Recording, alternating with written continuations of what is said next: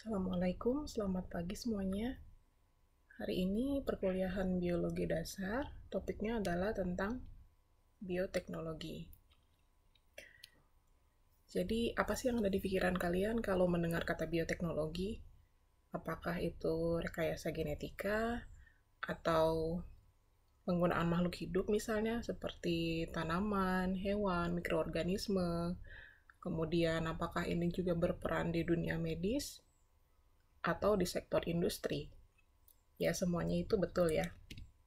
Kalau dari segi pengertian, bioteknologi itu adalah bio yang artinya hidup, kemudian teukos yang artinya alat, dan logos yang artinya ilmu. Jadi pengertian atau definisi dari bioteknologi itu adalah penerapan prinsip-prinsip biologi, biokimia, dan rekayasa dalam mengolah suatu bahan dengan memanfaatkan organisme hidup dan komponen-komponennya untuk menghasilkan barang dan jasa yang bermanfaat bagi manusia. Jadi kata kuncinya itu adalah prinsip biologi, kemudian pemanfaatan organisme hidup dan komponennya untuk menghasilkan barang dan jasa. Kita lihat nih, pendahuluan tentang bioteknologi. Apa sih bioteknologi itu?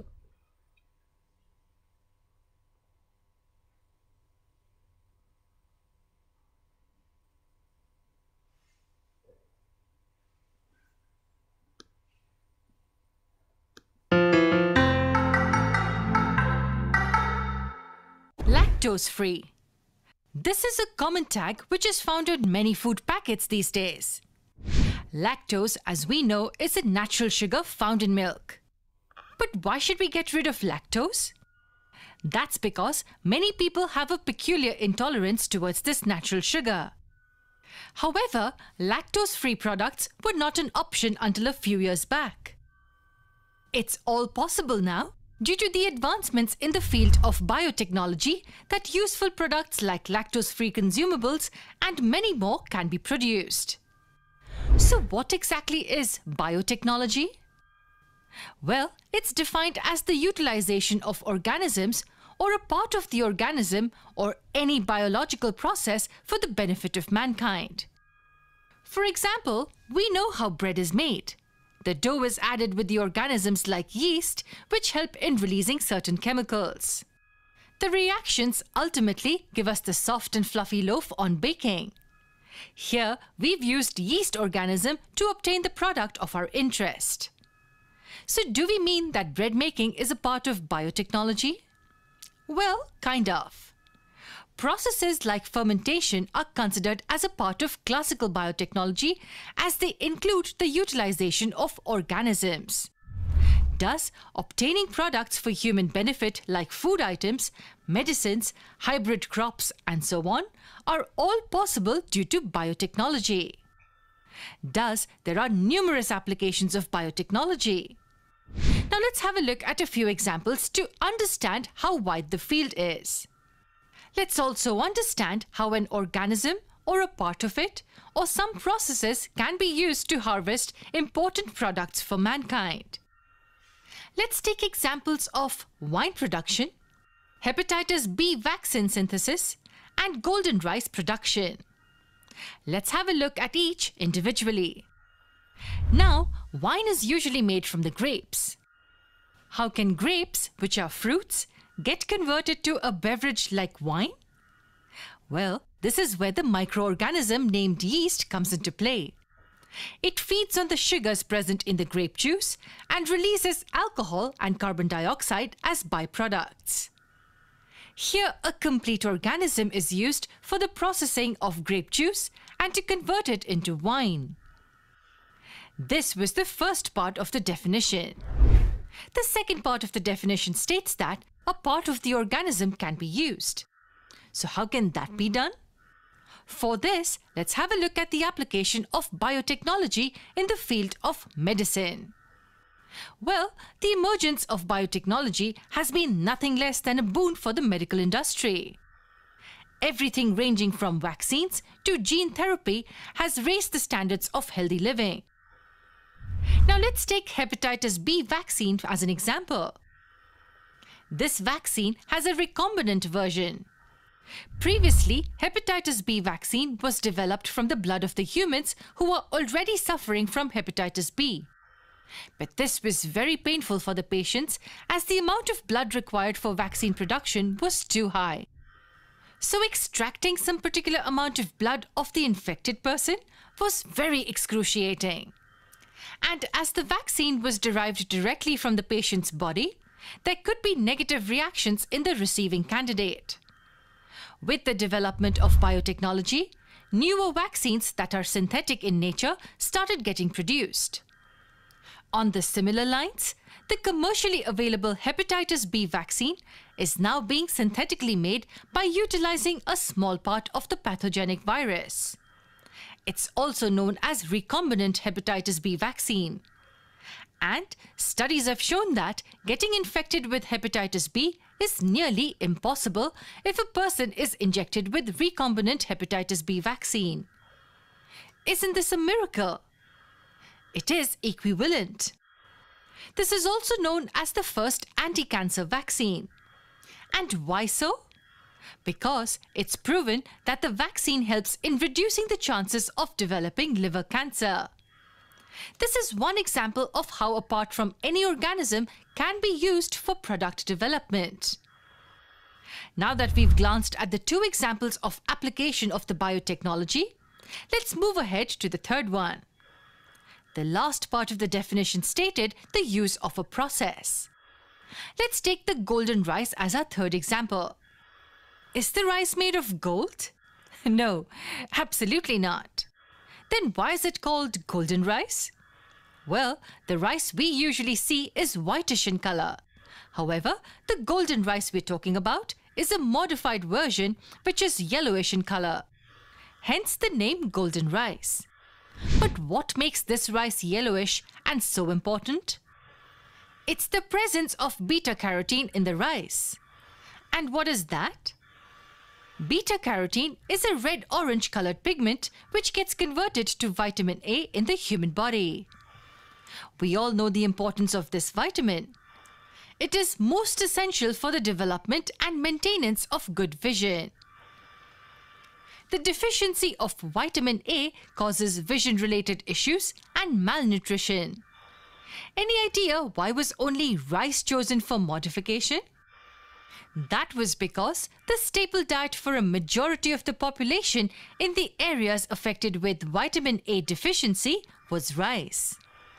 So to minimize the deficiency, this variety of rice was developed.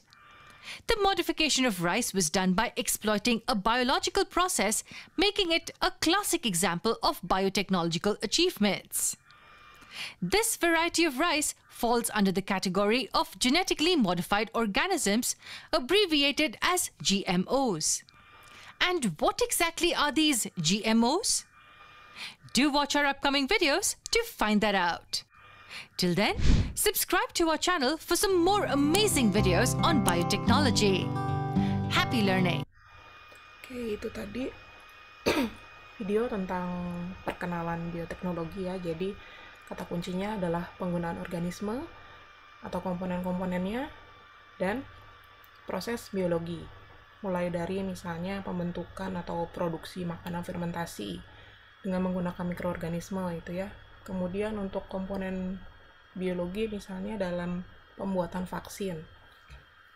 Kemudian yang terakhir, penggunaan proses biologi misalnya adalah pada produksi beras yang mengandung beta-karoten yang pada saat itu fungsinya adalah untuk mengatasi kekurangan vitamin A. Oke, jadi itu ya berbagai macam aplikasi dari bioteknologi. Nah, ini adalah sejarah perkembangan bioteknologi yang dimulai pada masa sebelum Louis Pasteur, yaitu pada saat pembentukan minuman beralkohol atau makanan terfermentasi. Kemudian beralih ke masa Louis Pasteur, di mana di sini mulai ditemukan adanya alkohol, kemudian asam organik, dan pengolahan limbah secara aerob. Setelah itu masuk ke masa antibiotik, di mana di sini proses produksi antibiotik itu mulai dilakukan, seperti pembentukan penisilin, tetrasiklin, streptomycin, kemudian juga proses produksi dari vaksin. kemudian teknologi fermentasi media cair, dan teknologi biakan jaringan hewan. Kemudian di masa pasca antibiotik, di sini ada pembentukan asam amino, kemudian ada juga protein dari sel tunggal, ada produksi enzim, kemudian teknologi imobilisasi sel dan enzim, teknologi pengolahan limbah cair anaerob, dan polisakarida bakteri. Kemudian masuk ke era dekade terakhir ini, yaitu di mana masa bioteknologi modern. Di sini sudah mulai dilakukan teknologi hibridoma, kemudian teknologi uji diagnostik dengan antibodi, rekayasa genetika, vaksin artifisial, dan insulin yang diproduksi dari kamir. Berikut adalah peta konsep bioteknologi ya. Jadi, kelangsungan hidup manusia yang ditunjang oleh teknologi melalui bioteknologi. Ini contohnya, bioteknologi ini dibagi menjadi dua. Ada bioteknologi konvensional dan ada bioteknologi modern. Bioteknologi konvensional, seperti yang kita tahu, ini dilakukan secara turun-temurun sejak dahulu kala. Contohnya adalah proses pengolahan bahan makanan terfermentasi, seperti tempe, kecap, keju, dan lain sebagainya. Sedangkan di era bioteknologi modern, itu contohnya adalah kultur jaringan dan rekayasa genetik. Berikut adalah perbandingan antara bioteknologi konvensional dan modern.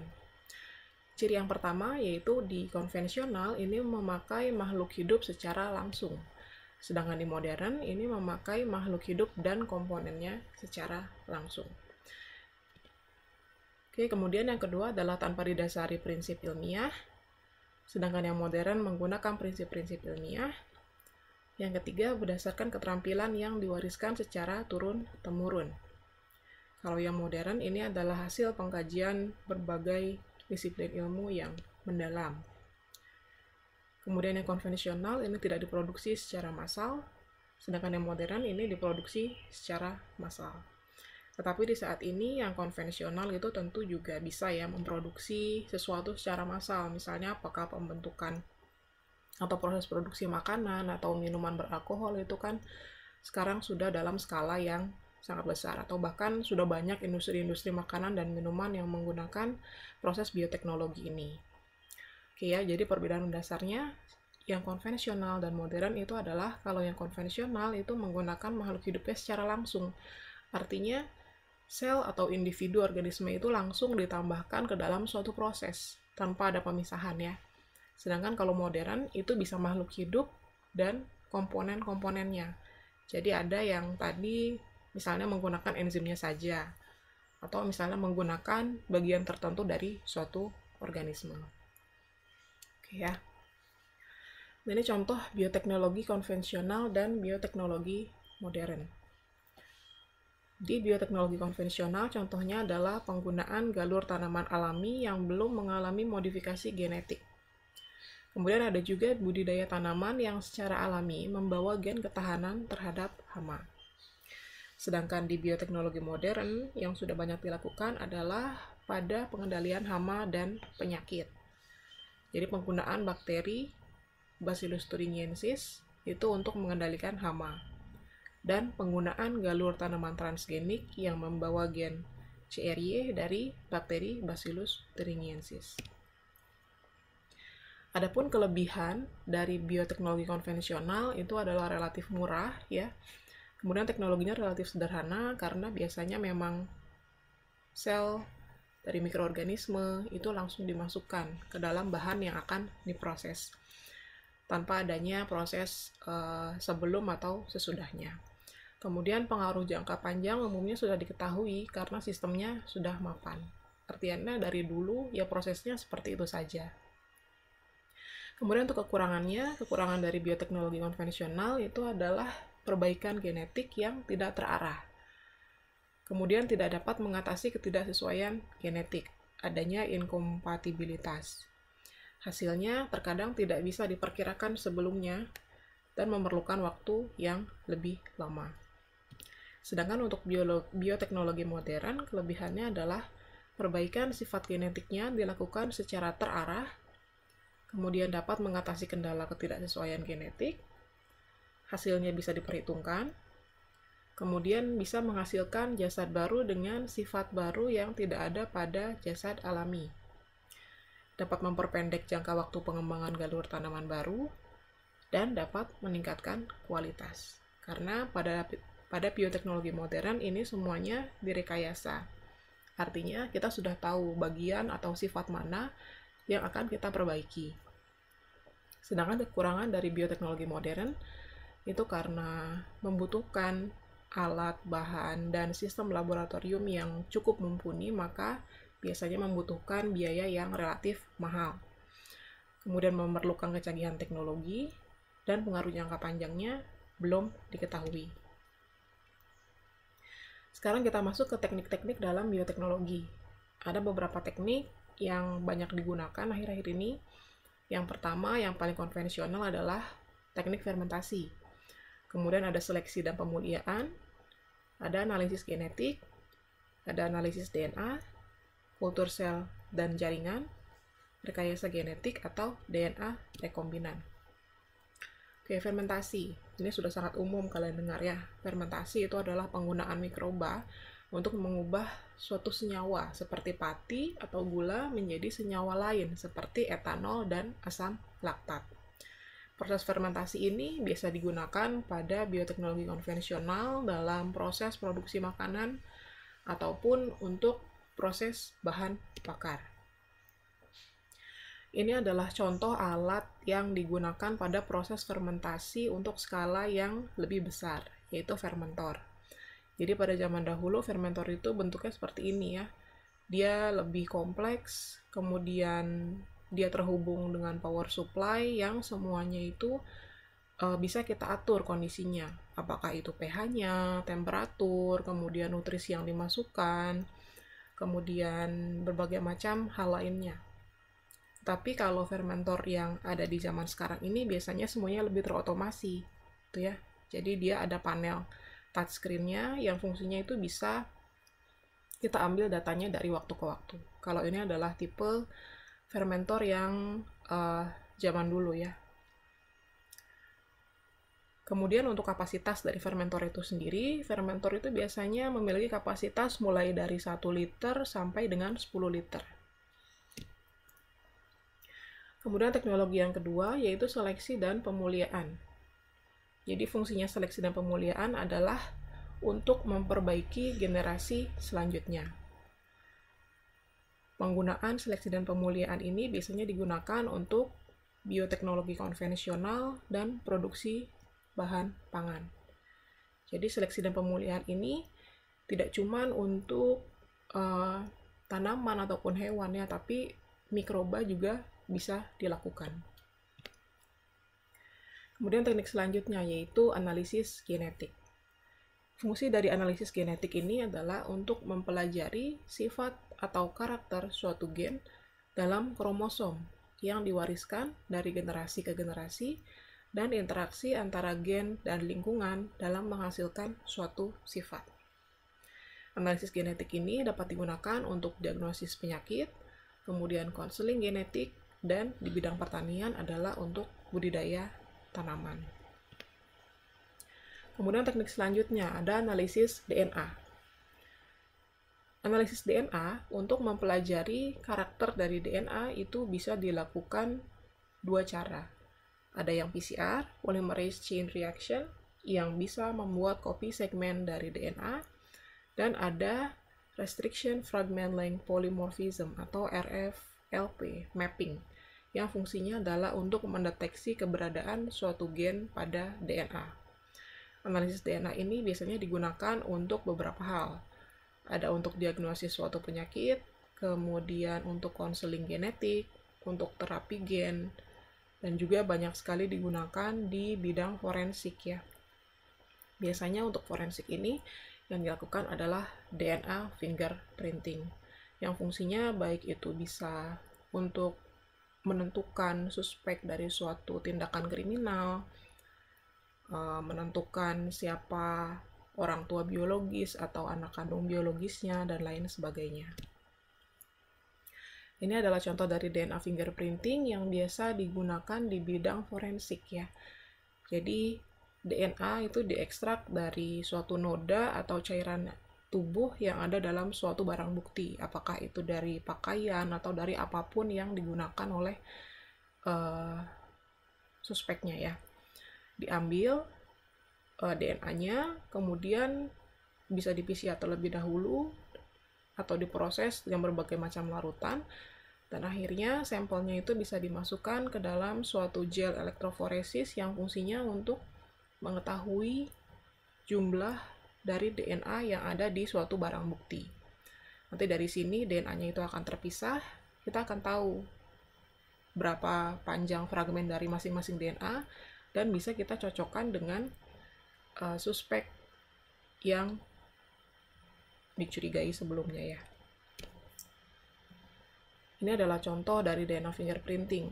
Jadi misalnya ada dalam suatu bukti, barang bukti, ada DNA, noda DNA, kemudian suspeknya itu ada 2 orang, suspek A dan suspek B.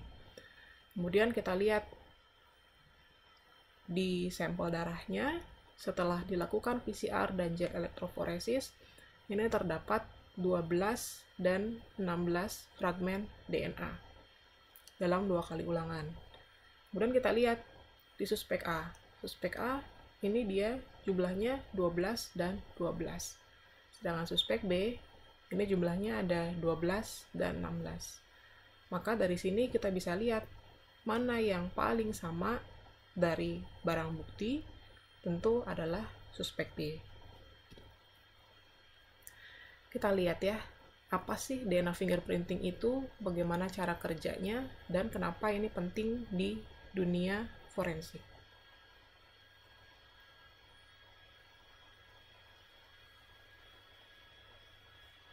If you've ever watched crime dramas or documentaries where they use a DNA fingerprint to identify criminals, you may have seen these photographic plates. But what do those seemingly random series of lines on the photographic plate mean? Let's find out more, shall we? Before we start though, we need to understand a little bit about how DNA works. A DNA molecule consists of a big long chain of smaller molecules called nucleotides. Each nucleotide contains a section that can be one of 4 different, even smaller subunits.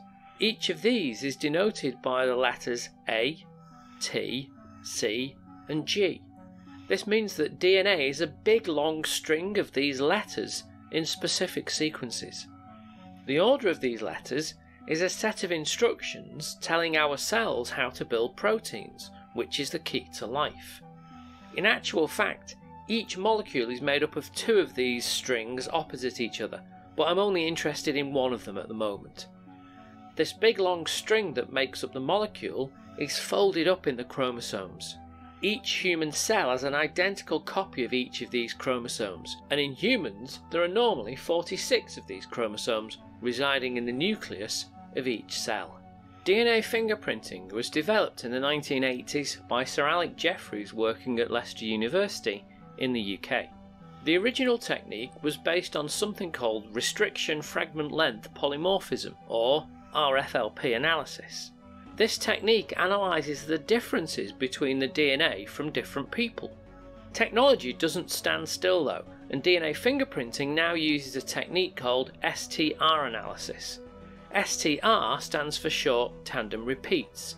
This uses a different technique but still looks for the differences between our DNA. I'm going to look at both methods in this video. RFLP analysis uses restriction enzymes. These are enzymes used by bacteria to protect themselves against viral infections. If you haven't seen my video on bacteriophage, then I introduce restriction enzymes in that video. These enzymes cut DNA into fragments, but they don't cut it randomly. They cut it at very specific, usually palindromic sequences. These are called restriction sites. My DNA and your DNA is very similar, but it isn't identical. Most of our DNA is non-coding. This used to be called junk DNA, but we now know that some of it does play a role, so it isn't all completely junk. This non-coding DNA is slightly different between different people. If I take a sample of my DNA and your DNA, then because of those differences, those restriction sites will be in different positions. If I now add a restriction enzyme to both samples of DNA, those two samples will be cut into a different number of fragments of different lengths. So far so good, but I can't see the DNA, so currently I just have two test tubes of liquid that look very similar to each other. So what next? We now add both samples to little wells cut in an agarose gel. This gel has a similar consistency to the jelly or jello that you can make at home, but it's a bit less strawberry and a bit more sciencey. After I've added the DNA samples to the little holes cut in the gel, I'm now going to apply an electrical current to the gel. DNA has a bit of a negative charge and so will move towards the positive side of that gel. Smaller fragments of DNA can move more quickly and so will move further through the gel.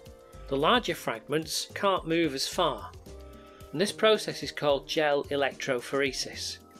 All well and good, I still can't see the DNA. Now I use a nylon mesh and press it onto the gel. The DNA is then transferred to the nylon and dries onto it. This means that the DNA is now fixed in place and won't move around. I can now use short sections of DNA that I now know to be complementary to specific sequences. I'm also going to make these pieces of DNA radioactive. If I add this DNA to the nylon mesh, the radioactive DNA will join to the DNA from my samples in the locations where they finished up after the electrophoresis. So now I have a nylon mesh with radioactive samples of DNA, but I still can't see the DNA, radioactive or not. Finally, I now put my nylon mesh onto a photographic plate. Radiation has the same effect on a photographic plate as light does. It lightens the plate, and so as a result I end up with a photographic plate with the sequences of bands corresponding to those fragments of DNA. Only samples of DNA from the same person will have been cut in exactly the same places and will therefore have the same pattern of bands. So my DNA and your DNA will have different patterns of bands on the photographic plate. This method is all well and good if I have fresh samples of DNA.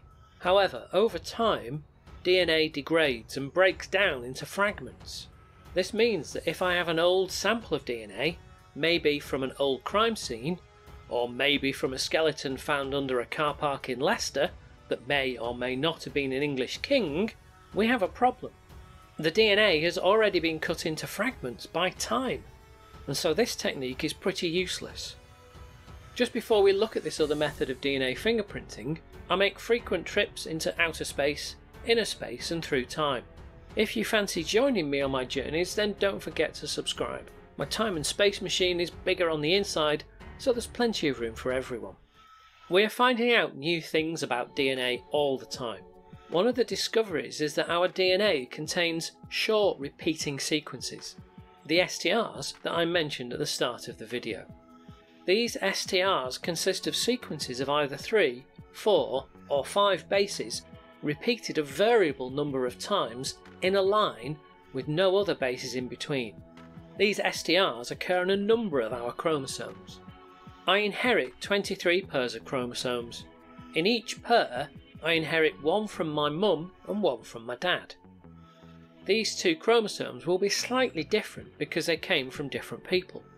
Let's say for instance that the chromosome I got from my mum has 4 STRs, and in the chromosome I got from my mum, the STRs are 4, 7, 12 and 15 repeats in length. The copy of the chromosome that I got from my dad has the same 4 STRs, but they are 5, 11, 18 and 19 repeats in length. Interestingly, even though the STRs in different people differ in length, the sequence of bases directly before and after the STRs is always the same in different people. We can then use another technique called PCR. This can be used to make many copies of just that repeated sequence of DNA that we're interested in. I can then perform the same electrophoresis technique to separate the different STRs as I did before based on their size.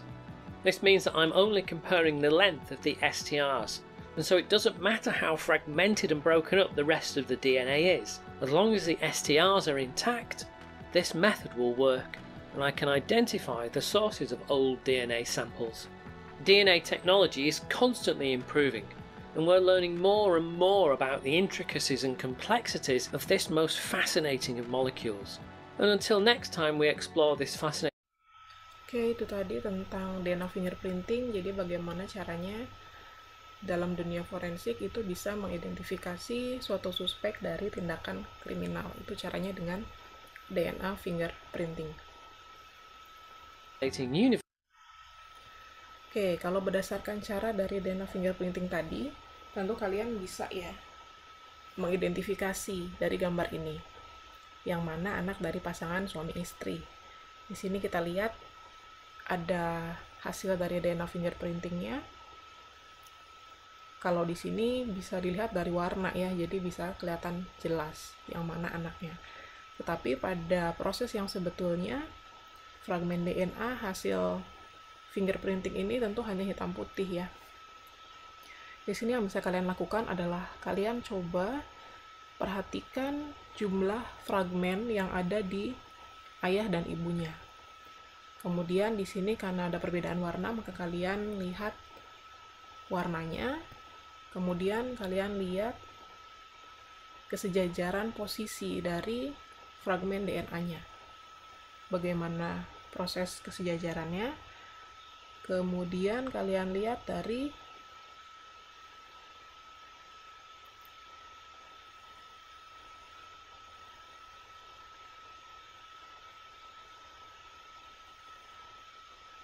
itu ya, yang bisa kalian identifikasi yang mana anak dari pasangan suami istri ini.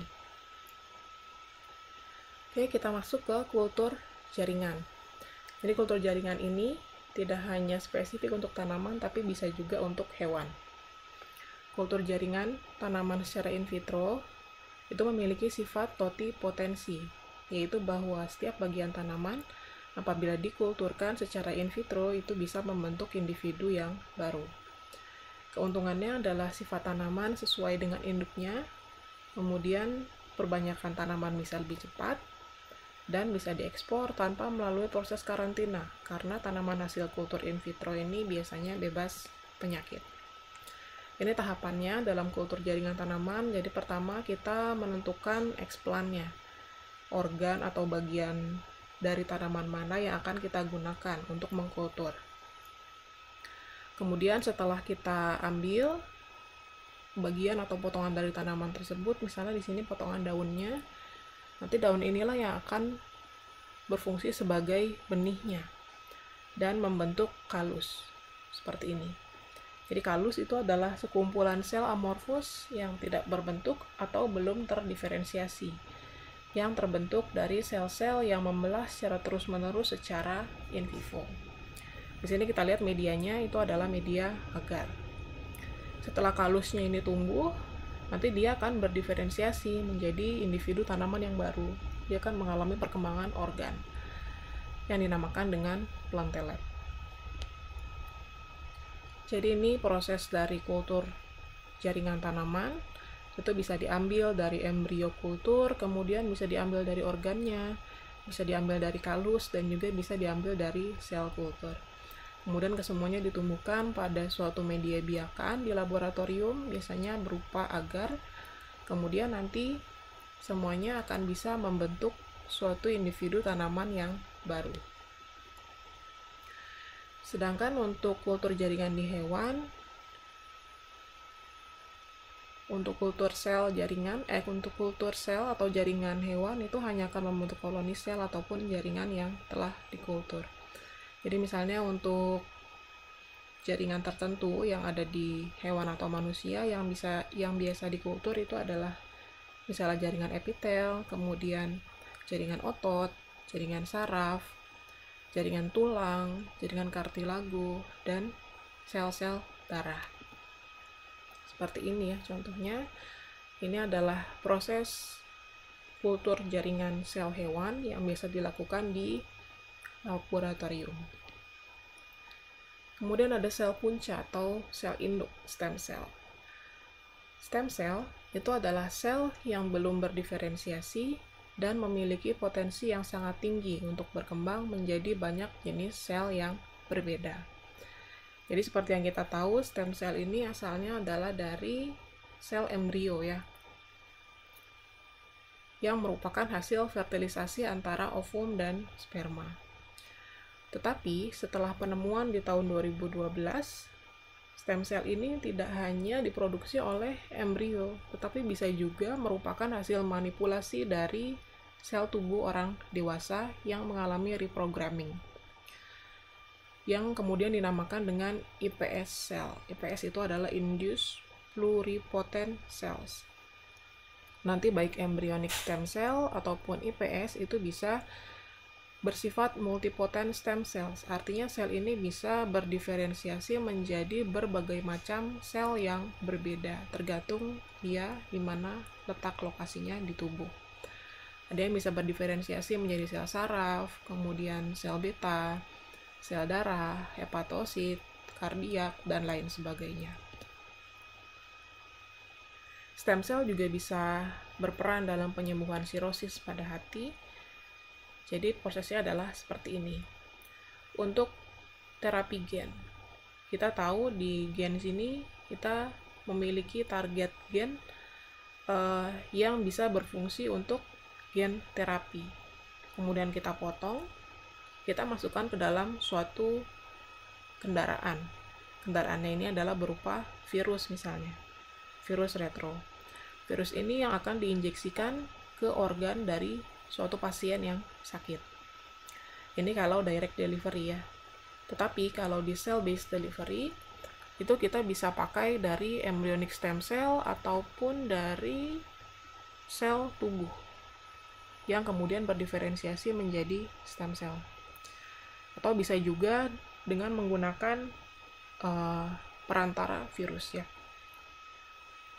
Kemudian stem cell ini dikultur di suatu jaringan, kultur jaringan, kemudian stem cell yang berasal dari pasien ini bisa ditumbuhkan di sini bersamaan dengan gen yang dibawa oleh suatu virus sehingga dia bisa menginfeksi sel-sel yang ada di sini. Kemudian selnya ini akan memperbanyak yang membawa terapi gen tertentu dan akhirnya sel inilah yang akan diinjeksikan ke organ yang sakit.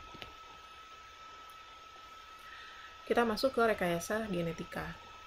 Jadi rekayasa genetika atau teknologi DNA rekombinan itu adalah suatu metode untuk merekayasa genetik dengan cara menyisipkan atau insersi gen yang dikehendaki ke dalam suatu organisme. Tahapan dari rekayasa genetika itu tentu kita harus menyiapkan alat dan bahan yang diperlukan. Bahan yang diperlukan diantaranya adalah molekul DNA spesifik yang dikehendaki, kemudian ada vektornya, pembawa DNA. Kalau tadi vektornya di penyakit hati, sirosis tadi adalah virus retro ya, retrovirus. Kemudian ada enzim restriksi yang fungsinya untuk memotong, kemudian ada enzim ligase yang fungsinya untuk menyambungkan, dan tentu harus ada sel inangnya. Tahapan yang dilakukan yaitu yang pertama adalah mengidentifikasi DNA spesifik yang dikehendaki, kemudian mengisolasi DNA spesifik tersebut, menyisipkannya ke dalam DNA vektor, bisa berupa plasmid, kemudian mengembalikan vektor ke dalam sel inang dan mengembangbiakan sel inangnya. Jadi teknologi DNA rekombinan ini adalah molekul DNA rekombinan yang dibangun dari segmen 2 atau lebih molekul DNA yang berbeda. Teknologi DNA rekombinan adalah serangkaian prosedur yang digunakan untuk menggabungkan 2 atau lebih DNA yang dikehendaki. Molekul DNA rekombinan dapat dimasukkan melalui vektor maupun diintegrasikan ke dalam kromosom inang yang akhirnya dapat bereplikasi dan diturunkan ke sel turunan sel inang. Jadi DNA rekombinan itu adalah penggabungan 2 atau lebih molekul DNA ya yang sifatnya yang sudah diketahui dan dikehendaki bisa memperbaiki sel inangnya. Ini adalah gambaran umum cloning gen menggunakan plasmid bakteri. yang tujuannya biasanya untuk peningkatan produksi suatu gen yang spesifik dan isolasi untuk studi berbagai macam gen. Jadi di sini misalnya kita gunakan plasmid yang ada di bakteri. Plasmidnya ada dalam suatu bakteri, kemudian gen yang ada dalam suatu sel itu mau kita masukkan ke dalam plasmid bakteri. Kita lakukan rekombinan DNA. Plasmidnya itu kemudian dimasukkan ke dalam sel bakteri, kemudian sel bakterinya itu tentu akan mengalami perkembangbiakan, sehingga jumlah plasmidnya juga akan bereplikasi. Setelah itu, bakteri akan menghasilkan dua hal yang berbeda. Ada yang bagian untuk mengcopy gen tersebut, kemudian kita pisahkan gennya. Ada juga yang menghasilkan senyawa tertentu, hasil dari cloning gen tersebut. Nah, kalau yang menghasilkan copy gen, itu biasanya digunakan untuk penelitian pada gen tertentu, untuk aplikasi yang berbagai macam. Misalnya gen untuk resistensi terhadap hama, ini bisa dimasukkan ke dalam suatu tanaman. Atau gen yang digunakan untuk mengubah bakteria untuk membersihkan sisa-sisa limbah beracun, misalnya yang ada di laut. Sedangkan untuk protein atau senyawa tertentu yang dihasilkan dari bakteri ini bisa dipisahkan juga, dan fungsinya adalah untuk riset dasar pada suatu protein. Misalnya untuk protein yang ada di pembekuan darah, untuk terapi dari serangan jantung. Kemudian misalnya juga untuk protein yang ada di hormon pertumbuhan manusia, untuk mengatasi permasalahan stunting. Gitu ya. Kontribusi atau tujuan rekayasa genetika itu untuk melakukan studi tentang struktur dan fungsi gen atau analisis gen, kemudian untuk mengamplifikasi produk suatu gen dalam keadaan murni, kemudian peningkatan suatu strain, misalnya untuk menghasilkan bibit unggul. Dan rekayasa genetik ini juga bisa memberikan kontribusi substansial bagi penelitian di berbagai bidang, misalnya untuk bidang makanan, kemudian untuk produk obat-obatan, untuk diagnosis penyakit, untuk perbaikan di proses industri, dan juga bisa untuk mengatasi polusi lingkungan. Ini adalah contoh bioteknologi di kesehatan ya, misalnya untuk produksi insulin atau hormon-hormon lain. Kemudian hormon pertumbuhan manusia, bisa juga untuk interferon, sitokinin, steroid, untuk terapi gen, misalnya untuk pencegahan dan pengendalian penyakit seperti fibrosis sistik, hemofilia, dan yang paling penting adalah pengembangan berbagai macam vaksin dan antibodi untuk berbagai macam penyakit. Tentu karena bioteknologi itu adalah pemanfaatan makhluk hidup, komponennya, proses biologi untuk kemaslahatan umat manusia, pasti ada nilai positif dan negatifnya. Nilai positifnya jika ditinjau dari bidang etika atau moral, tentu biasanya dimanfaatkan untuk mengetahui identitas dan hubungan kekerabatan manusia. Contohnya teknologi tes DNA yang banyak digunakan untuk identifikasi korban kecelakaan yang tidak bisa diidentifikasi secara fisik, kemudian mengetahui identitas pelaku kejahatan, memastikan hubungan kekerabatan antara satu orang dengan orang yang lain, dan lain sebagainya. Kemudian jika ditinjau di bidang sosial ekonomi, bioteknologi bisa meningkatkan kesejahteraan manusia melalui peningkatan berbagai bidang. Di bidang pertanian dan peternakan, misalnya untuk menciptakan bibit unggul yang memberikan produk yang berkualitas tinggi. Kemudian meningkatkan sifat resistensi tanaman terhadap hama dan penyakit. Kemudian untuk mengatasi terbatasnya lahan pertanian, dan mengatasi produksi bibit yang sama dalam jangka waktu yang singkat. Jika ditinjau dari bidang kesehatan, bioteknologi mampu menciptakan produk obat untuk penyakit. Apakah itu misalnya untuk penyakit kelainan genetis dengan menggunakan terapi gen, kemudian hormon insulin, antibiotik, antibodi monoklonal, dan vaksin. Kemudian di bidang lingkungan dan pelestarian, ini bisa mengatasi masalah pelestarian spesies langka dan hampir punah. Jadi dengan teknologi transplantasi nukleus, maka hewan atau tumbuhan langka itu bisa dilestarikan. Membantu manusia juga untuk mengatasi masalah pencemaran lingkungan, misalnya penggunaan bakteri pendegradasi plastik dan minyak. Adapun dampak negatif dari bioteknologi, di bidang etika atau moral, tentu ada masyarakat yang menganggap bahwa menyisipkan gen dari makhluk hidup satu ke makhluk hidup lain itu bertentangan dengan nilai budaya dan melanggar hukum alam. Kemudian di bidang sosial ekonomi, ini bisa menimbulkan kesenjangan antar negara atau perusahaan yang memanfaatkan bioteknologi dengan yang belum memanfaatkan bioteknologi. Atau kalau sekarang, waktu awal-awal terjadinya COVID ya, ada yang bilang ini adalah konspirasi di negara-negara maju, yang fungsinya tentu adalah jualan vaksin gitu ya. Jadi kita juga kurang tahu aslinya ya, apakah itu betul konspirasi atau bukan. Kemudian di bidang kesehatan, ada produksi rekayasa genetik yang disinyalir menimbulkan masalah serius. Misalnya sapi penghasil susu yang disuntik dengan bovine growth hormone yang mengandung bahan kimia berbahaya. Ada juga jenis spesies tanaman tomat flavor yang diketahui membawa gen resisten terhadap antibiotik. Kemudian dampak terhadap lingkungan, bahwa pelepasan organisme transgenik ke alam itu bisa merusak keseimbangan alam dan kelestarian organisme. Baik, sekian materi yang bisa saya sampaikan di topik bioteknologi ini. Silakan jika ada pertanyaan atau ada hal-hal yang mau didiskusikan. Terima kasih.